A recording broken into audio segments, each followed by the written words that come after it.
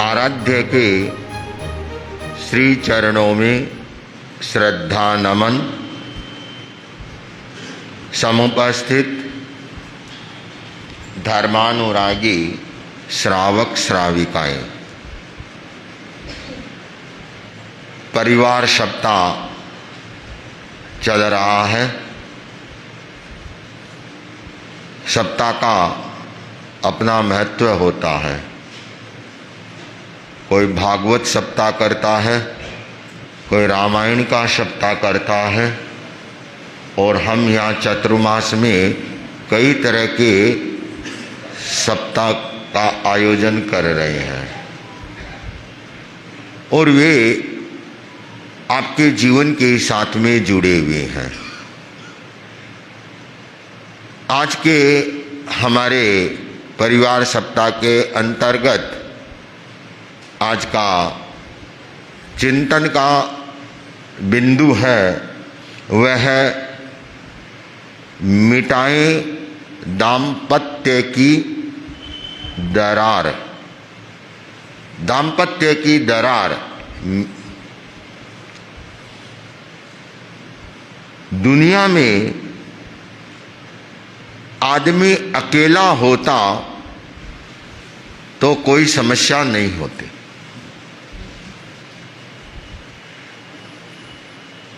समस्या का जन्म ही एक से बढ़ते ही होता है। एक से दो हुए और समस्या है वह चालू हो जाती है। चाहे 2 हो, चाहे 4 हो, चाहे 8 हो। 2 को संस्कृत भाषा में द्वंद्व भी कहा है। द्वंद्व का अर्थ 2 है। और जो साथ में रहते हैं, द्वंद्व का एक अर्थ और है, वह है लड़ाई, द्वंद्व होना, झगड़ा होना। द्वंद्व हमारा जीवन है वह द्वंद्वात्मक जीवन है, और उसे हम जी रहे हैं। तो जहां 2 रहेंगे तो वहां रुचि का भेद होगा। जहां 2 हैं वहां विचारों का भेद रहेगा। लेकिन रुचि भेद और विचार भेद के साथ साथ में हमारा मन भेद न हो। मतभेद हो सकते हैं लेकिन मन भेद न हो। बस जहां मन भेद हो जाते हैं वहां दरारें हैं वह पड़नी शुरू हो जाती है। तो बंधुओं, 2 होकर रहना, संघर्ष में जीना बहुत बड़ी समस्या है कि अकेला कैसे रहेगा, कहां रहेगा। रहना तो पड़ेगा, परिवार में ही रहना पड़ेगा, समाज में ही जीना पड़ेगा। तो समूह में रहना, परिवार में रहना और संघर्ष में जीना, यह बहुत बड़ी समस्या है। 2 में रह करके एक होकर रहना, यह कैसे संभव है? क्या संभव है? संभव है। उसका सूत्र है धर्म, उसका सूत्र है अहिंसा। अहिंसा एक ऐसा सूत्र है जिससे हम 2 एक होकर रह सकते हैं, 4 एक होकर रह सकते हैं, 10 एक होकर रह सकते हैं। अहिंसा केवल सिद्धांत ही नहीं है, अहिंसा केवल दर्शन ही नहीं है, अहिंसा केवल जीवों को मारने तक ही नहीं है। अहिंसा हमारे जीवन और व्यवहार में होना चाहिए। हम साथ साथ रह सकते हैं। क्या पानी और आग साथ साथ रह सकती है? कह रहे नहीं रह सकती। अंधकार और प्रकाश साथ साथ रह सकते हैं? कह रहे हैं नहीं रह सकते, लेकिन मेरे से पूछा जाएगा मैं कहूंगा रह सकते हैं। जैन धर्म अनेकांत को मानता है। भगवान महावीर का एक दर्शन है अनेकांत। अनेकांत दर्शन कहता है आग और पानी साथ रह सकते हैं, अंधकार और प्रकाश साथ रह सकते हैं। आप कमरे में बैठे हैं और अचानक बादल आए, एकदम अंधेरा छा गया और आपको कोई किताब ला करके दे तो क्या आप पढ़ लोगे? नहीं पढ़ी जाएगी। और उसी समय आपको एक गिलास ठंडा ठंडा कोल्ड ड्रिंक लाकर दे तो आप क्या करोगे? क्या करोगे? तो अंधकार प्रकाश साथ हो गए ना। तो इसलिए अनेकांत का दर्शन और अहिंसा का दर्शन, ये ऐसे दर्शन हैं जिससे हम एक साथ रह सकते हैं, जी सकते हैं, और उस जीने में आपको आनंद आएगा। क्यों? आज हमारा जो चिंतन का विषय है दाम्पत्य जीवन। दाम्पत्य क्या है? विवाह के बाद में जो जीवन शुरू होता है उसे दाम्पत्य जीवन कहा जाता है। और उस दाम्पत्य जीवन में पति और पत्नी एक दूसरे के साथ सहभागी रहते हैं जीवन जीने के। और जब शादियां कराई जाती हैं, विवाह के बंधन में बंधते हैं, तो उस समय कितने फेरे होते हैं? जिन्होंने फेरे लिए, मैंने तो नहीं लिए, जिन्होंने देखे हैं कितने फेरे लेते हैं? और वचन कितने लेते हैं? एक से लेते हैं, दोनों देते हैं? हैं? दोनों लेते हैं। ये यदि दोनों उन वचनों का ही प्रामाणिकता से पालन करे तो आपके दाम्पत्य जीवन में दरार नहीं आ सकती। हिंदुस्तान में जो विवाह के सूत्र हैं, विवाह के बंधन हैं, इनके रहस्य को भी समझना चाहिए। हम शादी के 7 फेरे लिए और वाह हो गए। शायद जो शादीशुदा है उनको वो 7 वचन भी या 7 फेरे के नाम भी याद नहीं होंगे। अब उनको जिएंगे कैसे? कैसे जिएंगे? तो चलो कोई बात नहीं, हम शुरुआत करते हैं छोटे छोटी चीजों से। कोई बड़ी बात नहीं है, छोटी चीजें जो आपके लिए बहुत जरूरी है। पति पत्नी साथ रहते हैं और अनबन होना है, वह आम बात है, कोई नई बात नहीं है। कुछ तो भाई बहन आते हैं, अपने मन की बात मेरे को सुनाते हैं। मैं किसी का नाम तो नहीं लूंगा, लेकिन वो मनोविनोद में कहते हैं कभी कभी अनबन होनी भी चाहिए, कभी कभी होनी चाहिए। तो साथ में रहते हैं, अनबन हो जाती है, और बहुत बार न चाहते हुए भी अनबन हो जाती है। न पति चाहता है कि पति से अनबन हो, न पत्नी चाहती है कि पति से अनबन हो, दोनों ही नहीं चाहते हैं, और फिर भी अनबन है वो हो जाती है। क्यों? ये नकारात्मक सोच विचार उसके कारण होती है। और वह अनबन है यदि लंबी चली जाती है तो वह फिर समस्याएं पैदा कर देती है। अनबन होते ही उन अनबन को दूर करना चाहिए। और बहुत सारे झगड़े हैं, वह कहना चाहिए अहेतुक, काल्पनिक, बिना आधार के होते हैं। उनका कोई आधार नहीं होता, लेकिन झगड़ा हो जाता है। पति वकील था और पत्नी गृहिणी थी। तो पत्नी प्रेग्नेंट हुई, बच्चा होने वाला था। और बच्चा होने से पहले ही बच्चे की खुशियां, कल्पनाएं पहले परिवार में चल पड़ती है।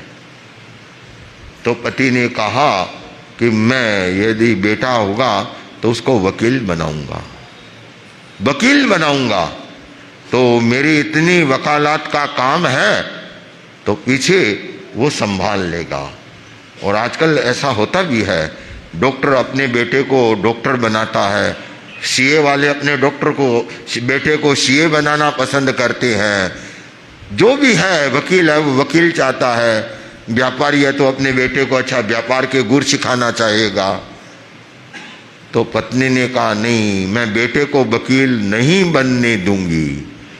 पति ने पूछा क्यों? कि मैं उसे डॉक्टर बनाऊंगी। कहा डॉक्टर क्यों बनाएगी? कि मैं बीमार रहती हूं रोज की, रोज डॉक्टर के पास जाना पड़ता है, मेरा बेटा डॉक्टर होगा तो मेरा इलाज करेगा। तो पति ने ताव में आकर कहा नहीं, बेटा तो वकील बनेगा। तो पत्नी कहाँ कम रहने वाले, क्या नहीं डॉक्टर बनेगा। दोनों बोलते बोलते जोर से बोलने लग गए। इतने में एक पड़ोसी आ गया और पूछा कि क्या हुआ। जब कोई दूसरा तीसरा आ जाता है तो शांत हो जाते हैं लड़ते हुए। ये भी खास बात होती है, पति पत्नी लड़ेंगे ना और तीसरा आ जाएगा तो एक बार शांत हो जाएंगे। पूछा तो कहा ये कह रही है वकील बनाऊंगा और ये कह रहा है डॉक्टर बनाऊंगा। पड़ोसी कोई समझदार था, उसने कहा बेटे से पूछ लो वो बनना क्या चाहता है। तो दोनों बोले बेटा तो अभी जन्मा ही नहीं है।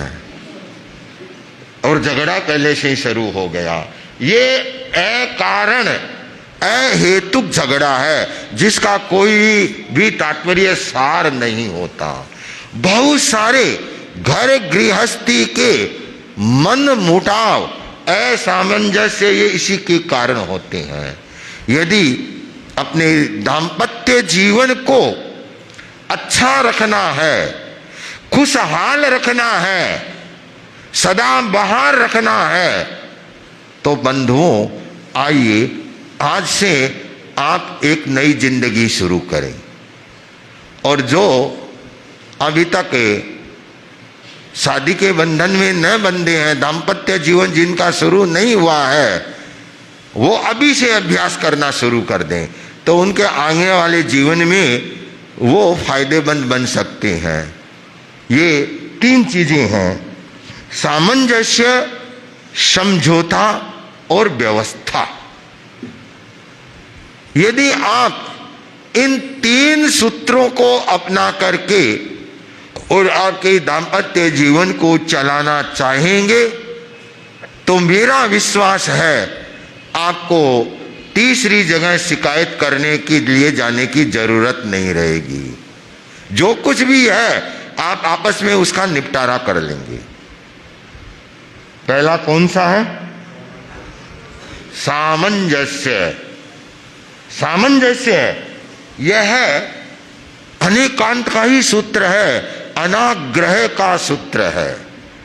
झगड़ा कहां होता है, मन मुटाव कहां होता है, वे मनुष्य कहां बढ़ता है जहां आग्रह का दृष्टिकोण होता है, जहां बात को छोड़ा नहीं जाता है, पकड़ करके रख लेते हैं, पकड़ करके, तो फिर तो झगड़ा होना ही है। हम अनाग्रह के इस सूत्र को अपनाएं। और सबसे महत्वपूर्ण है सामंजस्य। जो आग्रही होता है, जिद्दी होता है, अपने अहंकार और ईगो को बढ़ा लेता है, झुकना नहीं जानता है या नहीं सीखा है, तो वह क्या है, वहां फिर टूटता है दाम्पत्य जीवन। टूटने का ये आज का एक बहुत बड़ा प्रमुख कारण है कि हम सामंजस्य नहीं बिठाते हैं। इसलिए सामंजस्य को बिठाना सीखें।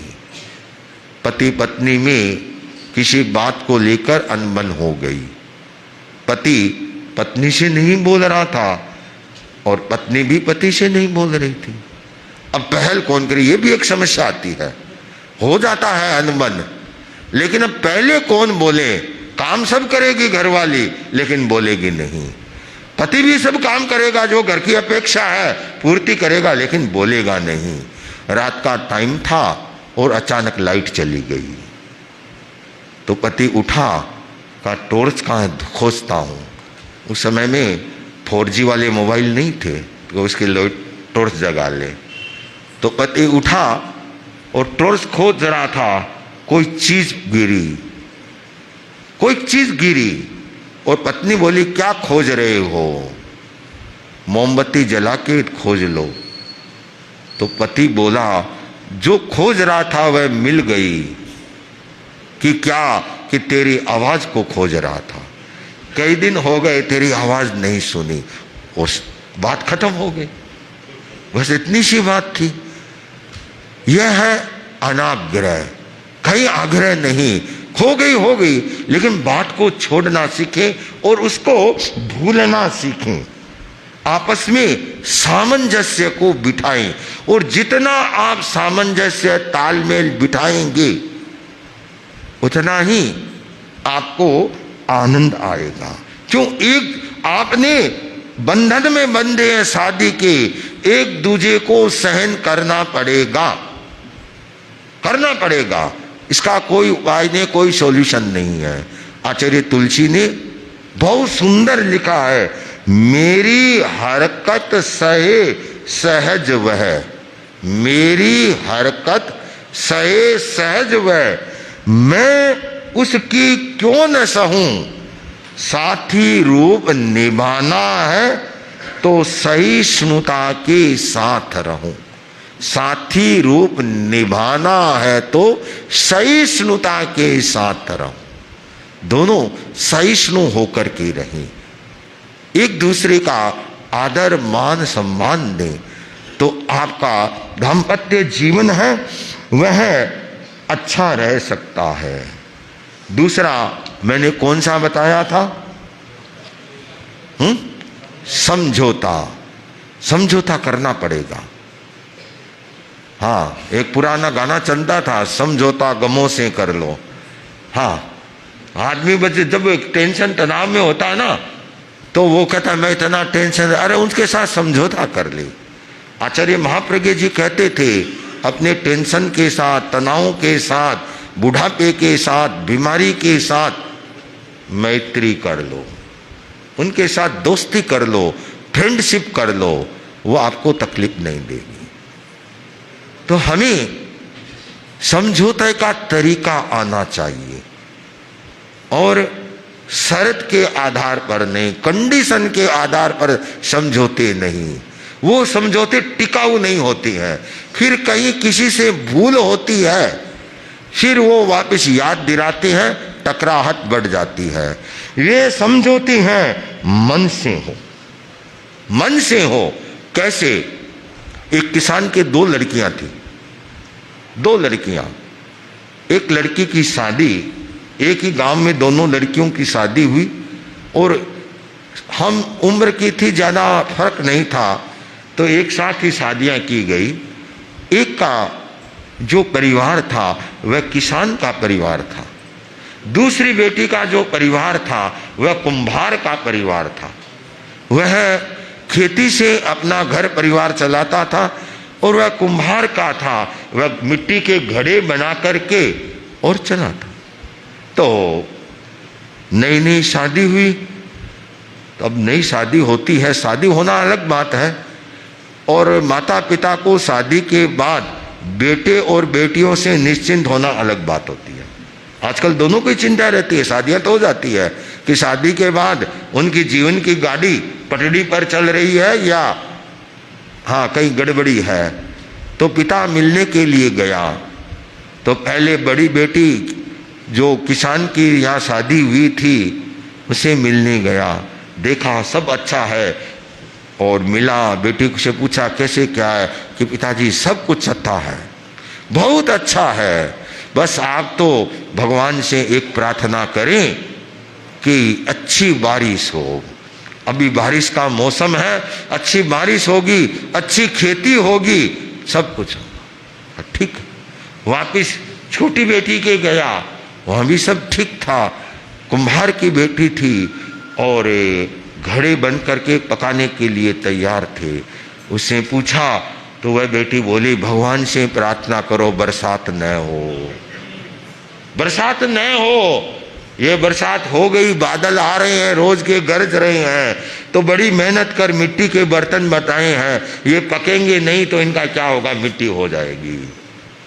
अब बोलिए पिता क्या करेगा, कौन सी बेटी की प्रार्थना करेगा? उसने दोनों से समझौता कराया, दोनों बेटियों से ये समझौता है कि देखो बेटियों, यदि बारिश हो जाए, तुम्हारे मिट्टी के बर्तन न बने, तो तुम आधा हिस्सा अपनी छोटी बहन को दे देना। मान लो बारिश न हो, दुष्काल पड़ जाए, तो तुम्हारे कमाई हो उसका आधा हिस्सा इसको दे देना, तुम्हारी बड़ी बहन है। दोनों ने स्वीकार कर लिया, समझौता हो गया। देखिए ये है समझौता। आदमी का इतना बड़ा विशाल दिल और दिमाग होना चाहिए, तब जाके होता है। लेकिन जहां गड़बड़ियां हो जाती है, तीसरा है व्यवस्था। दंपति को चाहिए व्यवस्थाई है, वह सुचारू रूप से चले दोनों ओर से, और वो व्यवस्थाओं का प्रामाणिकता से पालन करें। कहीं कहीं कुछ हो गया है तो उसे सुधारे, उसको नजरअंदाज न करें। मैंने पढ़ा था, बहुत अच्छी है, शायद आप लोगों को याद भी होगा, कि पति नरम पत्नी गरम, उस घर के अशुभ कर्म, अशुभ कर्म। पति नरम पत्नी गरम, उस घर के अशुभ कर्म। पति गरम पत्नी नरम, उस घर में होगी शर्म। पति गरम पत्नी नरम, उस घर में होगी शर्म। पति नरम पत्नी नरम, उस घर में, उस घर के शुभ कर्म। पति नरम पत्नी नरम, उस घर के शुभ कर्म। पति गरम पत्नी भी गरम, उस घर के फूटे कर्म। पति गरम पत्नी भी गरम, उस घर के। तो आप सारे समझदार हैं, 4 विकल्प है, बड़े जोरदार है। किसको अपनाना है? तीसरे को जो सुपर है। पति को भी नरम रहना है और पत्नी को भी नरम रहना है। इस चीज को मैं, हालांकि घड़ी तो घूम गई है मेरी वाली, तो थोड़ा सा और आगे बढ़ाता हूं। आजकल लोगों की एक धारणा बन गई है कि वैवाहिक जीवन है वो 7 फेरे 7 समझौते वाला नहीं रहा। आज तो क्या समझौते का नाम ही वैवाहिक जीवन है। क्यों? कि नई पीढ़ी जो आ रही है वो एजुकेटेड है, प्रबुद्ध है, पढ़ी लिखी है, और अपने अपने पहले कैरियर को संवार करके या कैरियर को बना करके और फिर वो शादियां करते हैं। और उस परिस्थिति में आने वाली पारिवारिक समस्याएं जो होती है या उनके दाम्पत्य जीवन में जो समस्याएं आज आ रही है, उनकी ओर थोड़ी सी चीजें मैं संक्षिप्त में आप लोगों का कहना चाहूंगा। पहली बात ये देखें कि चाहे पति है या चाहे पत्नियां हैं, आज अपने कैरियर को छोड़ना है बहुत कठिन है, बहुत कठिन है। एक पढ़ी लिखी किसी भी लड़की को कह दे तो इसको छोड़ दे, वो परिवार के कहने से छोड़ भले देगी, लेकिन उसका मन है वो नहीं करेगा। क्यों? एक आज का वातावरण है, वो बनाती है कि मैं अपने हुनर को कुछ बनाऊं। अब उसको बनाने के बाद जब शादियां होती है, फिर समस्याएं आती हैं, तो वहां क्या होता है, जो लड़के लड़कियां अपने कैरियर को ही प्रमुखता देते हैं, अपने दाम्पत्य जीवन को प्रमुखता नहीं देते हैं, या उसे के साथ समझौता सामंजस्य नहीं बिठाते हैं, तो वहां उनकी जिंदगी को वो महंगा पड़ जाता है। ये कटु सत्य है आज का। इसे गहराई से समझना चाहिए। यदि पति पत्नी दोनों जॉब वाले हैं, दोनों ही सर्विस करने वाले हैं, क्यों एक जमाना था कि भाइयों के ऊपर अर्थार्जन की जिम्मेदारी रहती थी और बहन के ऊपर, बहनों के ऊपर परिवार की व्यवस्था, बच्चों की व्यवस्था, घर गृहस्थी को, वो सारे घर का कार्य बहनों के जिम्मे था। लेकिन अर्थवादी युग में, इस महंगाई के युग में, स्त्री भी आपके परिवार में आर्थिक सहयोगी बन रही है। उसका भी एक अपना पक्ष है, दोनों जॉब करते हैं।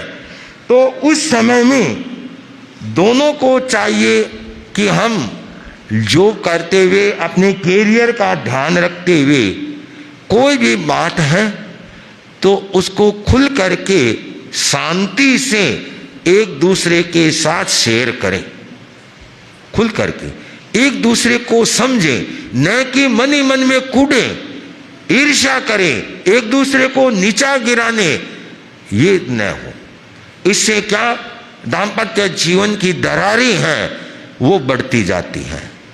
यदि आप एक दूसरे का सम्मान करते हुए खुलकर शांति से आप बात करेंगे, और उसमें क्या, जो शिकायतें हैं, यदि पति पत्नी से शिकायत कर रहा है, पत्नी शांत रहे और शांति से सुने, सुन करके जहां उचित लगे शांति से वापस उसका समाधान दे।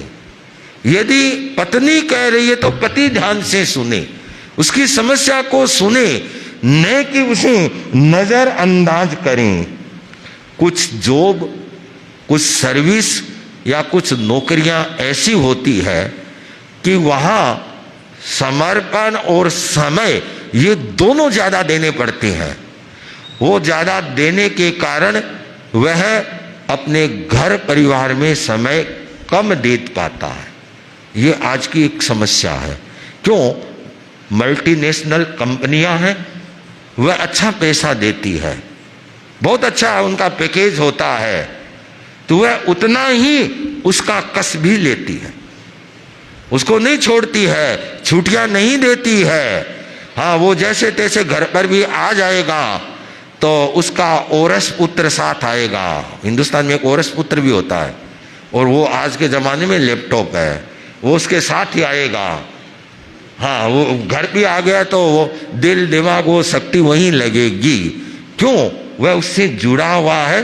तो इस चीज़ को वो समझें, लेकिन उसकी मजबूरियों को समझ करके और समझौता करें। साथ साथ में दोनों को चाहिए कि वे एक दूसरे के लिए, निजी जीवन के लिए समय दें। आज बहुत लोग मेरे पास में आते हैं, संतों के पास जाते हैं, या और कहीं भी जाकर कहते होंगे कि पत्नी कहती है, ये पति मेरे को टाइम नहीं देता, समय नहीं देता, मेरे साथ टाइम नहीं बिताता। ये एक शिकायत रहती है। तो चाहिए एक दूसरे को समय दें, और पत्नी को भी चाहिए कि ये क्यों नहीं दे रही हैं, उसके कारण में जाए, उसका निवारण करें। जब तक हम शांति से समस्या को नहीं सुनेंगे, नहीं समझेंगे, तो समाधान नहीं मिलेगा। तो उसका समाधान ये है कि पति आपको कितना समय देता है, या पत्नी पति को कितना समय देती है, वह इतना महत्व का नहीं है जितना महत्व का है उस समय को आप उपयोग कैसे करते हैं, उस समय का उपयोग कैसे करते हैं। उस समय का उपयोग आप अच्छी तरह से करें। उसको सीख लें। तो जितना भी समय मिलेगा आपको खुश रहेंगे, आप दोनों खुश रहेंगे। बहुत सारे दंपति आते हैं और हम देखते हैं दोनों बहुत खुश होते हैं, उनके चेहरा देख करके ऐसा लगता है बहुत अच्छे हैं, और बातचीत में भी वो बताते हैं कि हम अपनी अपनी जिंदगी में संतुष्ट हैं, हम एक दूसरे से शिकायत नहीं करते। समस्या तो उनके भी आती है, लेकिन वो आपस में ही समझौता कर लेते हैं, वो एक दूसरे को समझते हैं। और जब तक नहीं समझा जाएगा वहां तक चाहे वहां समय कितना ही दे दे, पति पत्नी को दे दे, पत्नी पति को दे दे, तो भी प्रेम स्नेह का वातावरण वहां नहीं रहेगा। इसलिए उस समय का आप कैसे उपयोग करते हैं। अब जो कुछ कैरियर वाले हैं या जॉब वाले हैं, उनके साथ में एक टिप्स है उनके लिए, समय कम रहता है, समय प्रबंधन के सूत्र को समझें। समय प्रबंधन एक बहुत बड़ा सब्जेक्ट है कि हम व्यस्त रहते हुए भी, अति व्यस्त रहते हुए भी हमारी निजी जिंदगी में कैसे समय निकालें और उसे आप अच्छी तरह से जीना सीख लें। और जो समय का अभाव है उस कम समय में भी उसकी पूर्ति करने की सूत्र सीखें, तो आपका जीवन है वह अच्छा रह सकता है।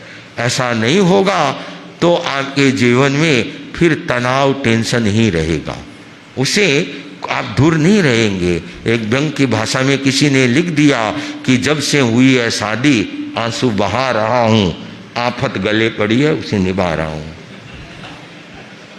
हाँ, मैं नहीं चाहता हमारा प्रबुद्ध समाज, पढ़ा लिखा समाज कहीं ऐसा हो। क्यों? ये छोटी छोटी चीजें होती है, मैंने शुरू में कहा बहुत छोटी चीजें होती है। घर का झगड़ा किसे सुनाए, नहीं बात यह एक दिवस की, घर का झगड़ा किसे सुनाए, नहीं बात यह एक दिवस की, रोज हो रही बात बात पर, जब देखो तब साग भात पर, घर का झगड़ा किसे सुनाए। घर में झगड़े किस चीज के होते हैं? कोई लाख 2 लाख 5 लाख के नहीं होते, छोटी छोटी चीज के होते हैं। मेरी उसकी रुचि एक न थी, मेरी उसकी रुचि एक न थी, मिले न कोई बात नेक थी, मैं लस्सी वो चाय पिलाती, मैं दलिया वो बिस्कुट खिलाती, मैं कहता थोड़ा खाऊंगा वह मुझको ठूस ठूस खिलाती, घर का झगड़ा किसे सुनाए, नहीं बात यह एक दिवस की, यह उलझन है 20 बरस की, घर का झगड़ा किसे सुनाए। तो भाइयों ये तो घर के छोटे छोटे चीजों के झगड़े हैं, इनको आपस में आपको जो आज 3 चीजें मैंने आप लोगों को कही है, सामंजस्य, समझौता और व्यवस्था, मैं वापस घूम फिर करके वहीं पर आ रहा हूं। इस 3 को आप अपना लेंगे तो आपको विश्वास, आत्मविश्वास आ जाएगा, आपकी जिंदगी में एक नई खुशहाल जिंदगी बन जाएगी और आप पति पत्नी खुशहाल रहेंगे। खुशहाल रहेंगे तो आपके बच्चे भी वैसे बनेंगे, आपके रिश्तेदार भी वैसे बन जाएंगे। तो आइए आज से आप ऐसी शुरुआत करेंगे। अस्तु, उसी भाव के साथ ओम अरहम।